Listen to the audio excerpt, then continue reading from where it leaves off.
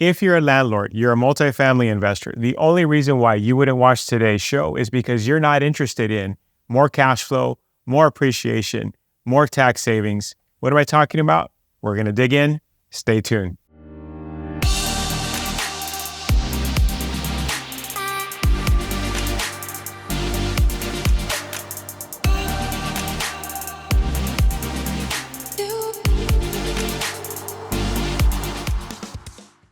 Welcome back to the Apartment Dealer Show.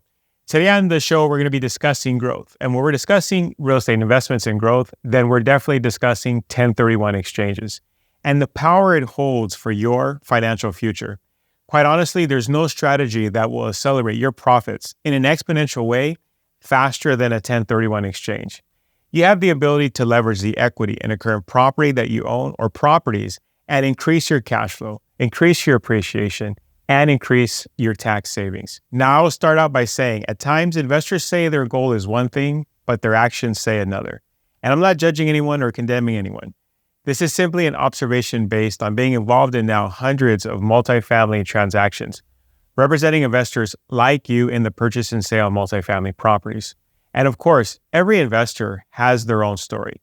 But after you've been involved in this many transactions, you come to realize that there's really only three segments of investors.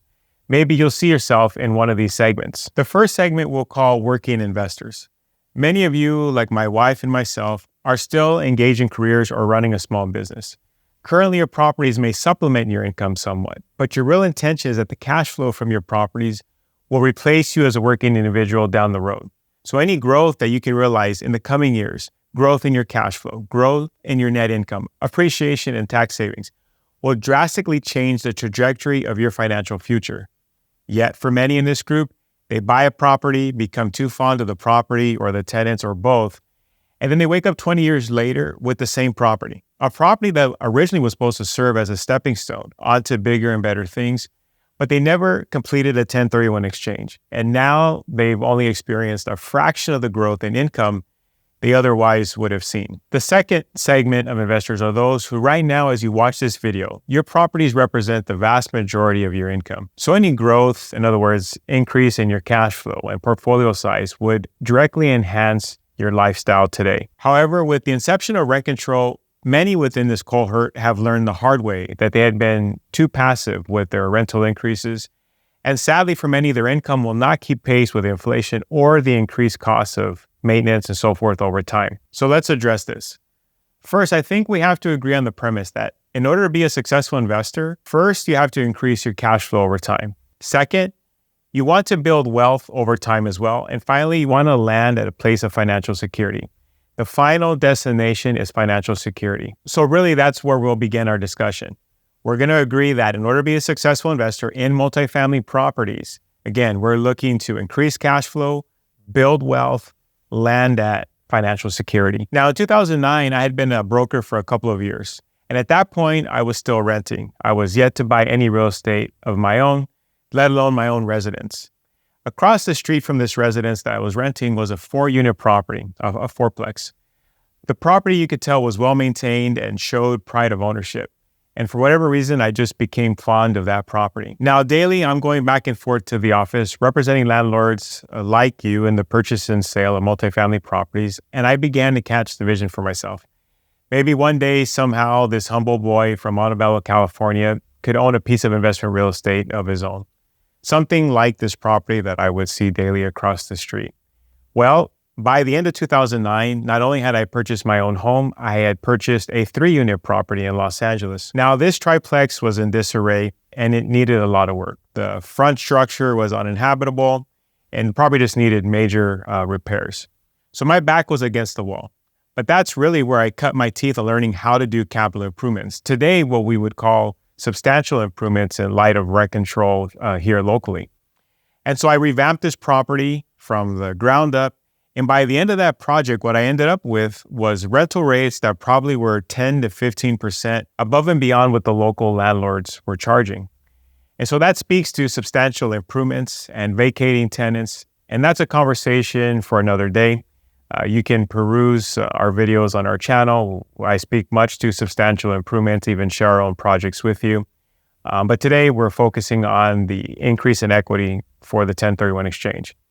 So by completing these renovations, I now had this newfound equity. So my wife and I chose to sell that property, and we purchased an 8-unit property with those proceeds. We didn't add any more cash into the deal. We simply took the equity from that 3-unit property, utilized a 1031 exchange, and then purchased this 8-unit property. And then we repeated the process. We began to do improvements, raise rents. And then after a few years, we had newfound equity in this 8-unit property because the property value had gone up. So we chose to do a refinance, took some of the cash out, and lo and behold, just about that time, the 4-unit property that I would see daily across the street back in 2009 actually came up for sale.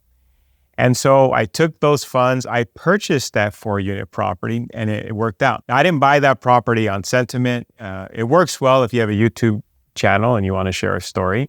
I made that decision based on sound financials. But if you look at the overall picture, the 3-unit becomes 8. The 8-unit allows me to take money and to buy 4. So what do we end up with? We end up now with a total of 12 units. So exponentially, I increased the number of units I owned, and exponentially, I was able to increase my monthly net income, all without having to add any of my personal cash to make the deal happen. Had I not utilized a 1031 exchange, and if I would have waited just until I could earn enough money, cash, to buy the 8-unit, and then wait again to earn enough money to buy the 4-unit, that would have been a much slower process. I would have lost financial gains in between. And I wouldn't have been leveraging the power that real estate holds in the sense that over time, the income and cash flow will go up. So you utilize that to build your financial legacy. This is the second pillar, what we call the financial legacy. And the financial legacy has 3 pillars. The first is maximization. The second pillar we're discussing today is growth. And the third pillar is prepare for tomorrow. Now, I share that personal story because I think it's important that you understand that Kris puts his money where his mouth is.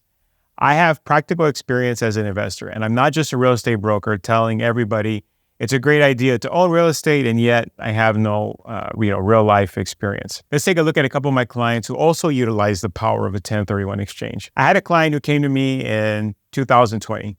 He owned 2 separate 4-unit properties. And he had taken a loan out on both properties to pull cash out, to pay off a partner on another property, to buy his partner out. And at the end of that scenario, he ended up with negative cash flow on these 2 4-unit properties because they were highly leveraged. So he comes to me and says, Kris, I know it's not a good position to be in, negative cash flow. It doesn't make any sense. Do you think there's an opportunity where I could sell those 2 4-unit properties, do a 1031 exchange, couple the equity together from both, and purchase something more lucrative? And he was very specific. He wanted a property in the city of Covina because he owned a small business there. And not just anywhere in the city. He literally wanted to own like in a 4-block radius of where his business was. And so now at this point, I'm thinking, okay, great. You gave me the city and you gave me a specific 4-block radius. What else? I mean, what color do you want the building, right? And so by the end of this scenario, we end up selling both properties, timing the sales perfectly so that he could couple his equity together. And he ended up buying a really nice 12-unit property in the city. What did we accomplish with the 1031? Well, the number of units he owned went up by 50%. He went from 8, the 2 4-plexes, to now 12. But let's take a look at his net cash flow. Previously, he was negative $21,000 per year. Now with the 12-unit, he ended up being positive $22,000 per year. So that's over a 200% increase in net cash flow. Not to mention that as he raises rents year after year on those 4 additional units, and you take into account the compound effect, how much more income he's going to make over the course of time versus had he just held on to those 4 units. And how much more appreciation he's going to see because that's a direct correlation to the increase in income. So in other words, his equity that he had in those 2 4-unit properties now leveraged into this 12-unit property meant much more growth at a faster rate. And on top of all of that, he has more tax savings because he has more depreciation on a larger priced unit. So more units, more income, more tax savings, more tax write-offs to put against the additional income. Now, I have another client who came to me in 2021. She attended one of our educational luncheons that we hold for landlords here locally. She didn't know me prior. I didn't know her or know that she was in the audience, so to speak. shortly after that educational event, she gave me a call and said, Kris, you shared a lot of ideas at your event. I do own a portfolio of properties. I didn't realize how many she owned at the time, but she had done very well for herself, very successful in her own right. But she had held these places for some time and was curious if she could do better. So we started with an analysis. It always starts with an analysis. It's not, hey, do you feel like doing an exchange? It's not, hey, Kris, do you think it's a good idea for me to do an exchange? It starts with an analysis, with the math. What do the numbers tell us? So we wanted to analyze her entire portfolio. And at the end of that, we ended up determining, okay, these buildings here don't sell because we really can't increase your financial position. It's best to hold on to those for a little bit longer, increase rents, and then we take a look at it.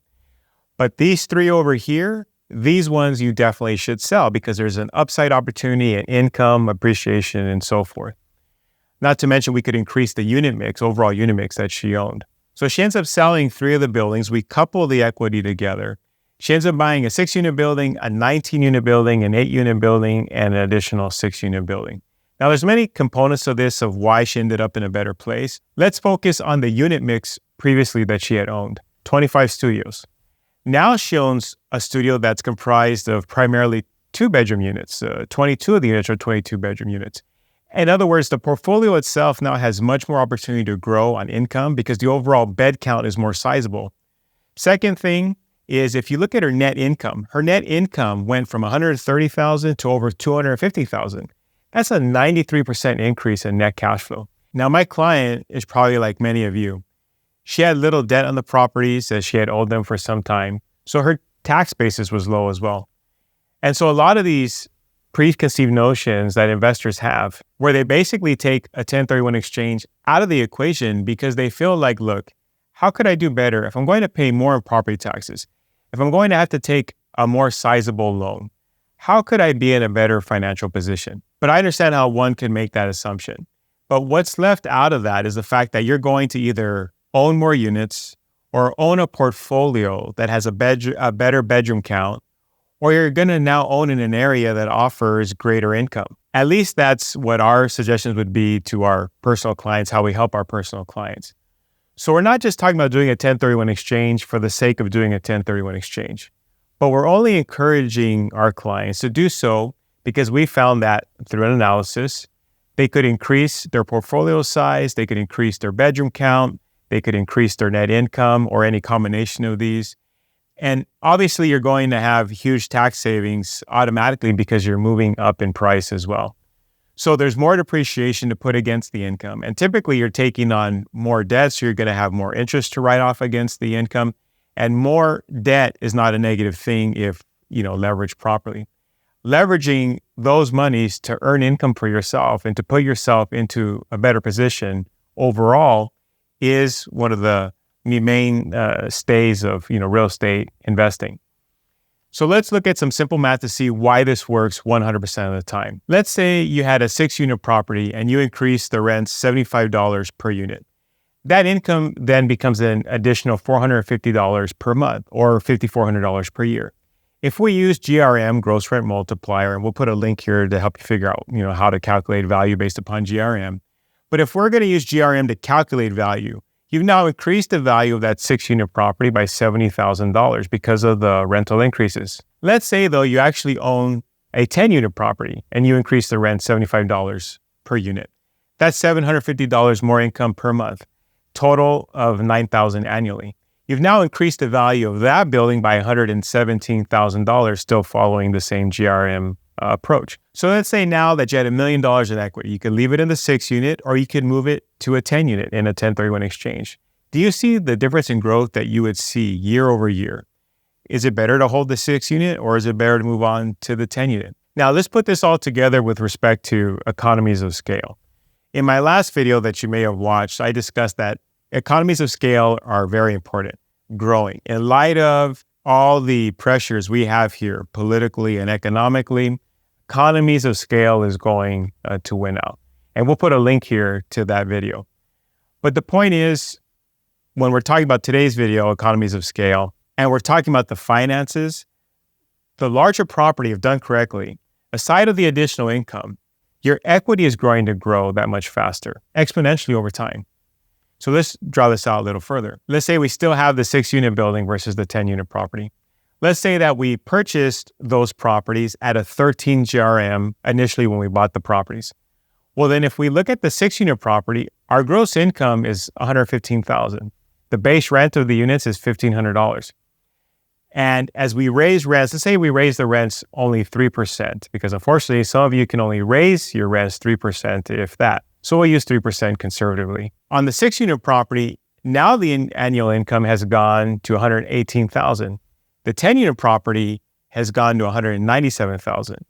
Well, if you follow this along the way, year 5, year 10, year 20, year over year, come to year 20, now the income on the 6-unit property is $207,000. The income on the 10-unit property, $346,000. So the difference in rental income is about $140,000 to you. And if we value the properties based on GRM, the equity difference is $1.8 million at the end of those 20 years. A 6-unit property versus a 10-unit property, starting out with the same base rents and increasing the rents by the same amount year after year. Over the course of 20 years, it just amounts to more income and more equity. So let's start back at the beginning. You've increased your cash flow over time. We checked that box. You leverage that newfound income, which has increased your equity, to move on to pillar 2, which is growth. And that's where we really begin to build wealth, that second checkbox, right? We're going to increase income over time and build wealth over time. And not only build wealth, but build it exponentially year after year. And if you continue to do that and follow the apartment dealer financial legacy plan, you most definitely are able to check that third box in the end, and that's landing at financial security. Now, I recently represent a landlord here locally who sold 3 separate properties, a single-family residence, a duplex, and a fourplex. They came to us looking to bring the equity together from those 3 properties to buy one larger property. We just recently completed those transactions, and our clients have dramatically changed their portfolio size and their overall net cash flow. We sat down for an interview with them, and I like to share that with you so you can see their insights, hear it in their words. And so let's take a look now. So Mr. and Mrs. Ranella, thank you for agreeing to this. Yeah, thank you for inviting us. Yeah, thank you. Looking forward here. Now, of course, we first made each other's acquaintance at one of our educational luncheons that we host for landlords. And prior to that, I didn't know you, you didn't know us, but that's how we became acquainted. I'm sure the viewers are interested. How did you first get your start in real estate investing? Well, when I came to this country, I did with my sister, and I was paying rent every month. And I go, wow, the guy will collect 6 rents. And I go, wow, this is a business, Let me see. And I got really interested on real estate, and we got married. And so we started with our first house, naturally. Really no big expectations to get to the point where we've gotten. We purchased our first house. We had some money saved up, and we saw that there was a lot of equity building up on our house. So the plan was, well, let's see if we could buy another one and invest in this. And that's how we started, from our first house to a duplex. To a duplex. In purchasing that first duplex, and then of course you continued on, what was the overarching goal? What would have been the final destination where hey, we succeeded? To acquire more and more and more. Now, the first 6 units that we bought, I saw that there was more money because there were more units in one property. And I say, well, this is a good thing. Then I went for the next 6 units. And then I met you guys. And that's when I truly say, well, I think this is a good deal to parlay in instead of buying a duplex or a triplex or, multi-unit, multiply a lot faster than I just think a single. the seminar helped us quite a bit. A lot. It gave us that understanding that if we have enough to buy a duplex and have the same amount of debt to pay all three of them, the next natural step would be to buy that triplex or the fourplex or the sixplex. As long as it's positive, there's really no risk, almost no risk. Numbers tell the story. That concept seems such a simple, easy to follow strategy that, man, we were sold. Mm-hmm. We were sold, and as you see now, we were able to parlay our three properties single. They were single. It was single, double, and a fourplex. And a fourplex into a 15-unit property. So that concept, awesome. Awesome. It works great. Yeah. Now what we were spending on 3, we just spend a little bit more, and we have 15. Mm-hmm. And the return. Or 6. The cash return, a big difference. Oh, the cash return is huge. Yeah. Huge difference. Now, I know Deepan just went through the numbers here. So if you remember, Deepan, the percentage increase in units and the percentage increase in income, net income. It was essentially doubling the amount of units that you own from the get-go, but 114% increase in cash flow, net cash flow from what you were collecting initially to where you are today, just from the 3 to the 15. Yeah. So more than doubled the cash flow. So now, having gone through the exchanges, multiple exchanges from the first one to now the one with your 3 properties, what advice would you have for some of the other investors that are contemplating doing the same? Not to be afraid. First, they need a good team to achieve, Don't be afraid. Numbers don't lie. And I'm going to say that 100 times if I have to, because they could be losing an opportunity. It is scary when you're almost done paying properties and then sell to buy something that is going to cost you more. Oh my God, no, why? I'm going to start all over. No, don't be afraid, because on the long run, that's the best choice you could make. Multiply. If I could say, they are not making more land. So buy whatever you can. That's it. Don't be afraid. You have to form your team of, lenders, realtors, handymans, inspectors, lawyers and stuff. When you have that team and you analyze everything and numbers are right, you shouldn't be afraid. And we thank you guys. Oh, yeah, we really thank you guys for the help. Because you guys have been, wow, I have no words. But honestly, it would be tough to be where we're at if it wasn't for your team. You guys were a tremendous push in the right direction from that seminar to where we are now. So what did we learn, boys and girls? More is more, to quote Mr. Ranella. It's more income, more units.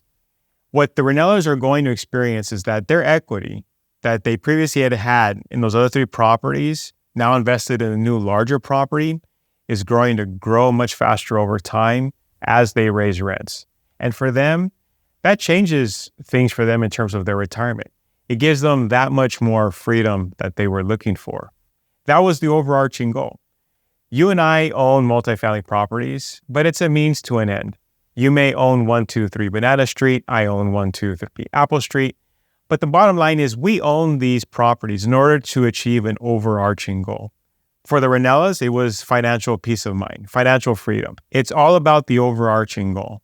These properties that you and I own, at the end of the day, and hear me now, they're simply bricks and sticks. We have chosen multifamily properties as our vehicle of choice of investment. And we have an overarching goal of why we've done that. why would we sign up to be landlords? Why would we sign up to deal with property maintenance and expense and everything that goes into property management? Well, it's because of the payout. And the payout for you and what you do with that payout is different from what I may do with that payout. But the bottom line is we have an overarching goal of why we own these properties.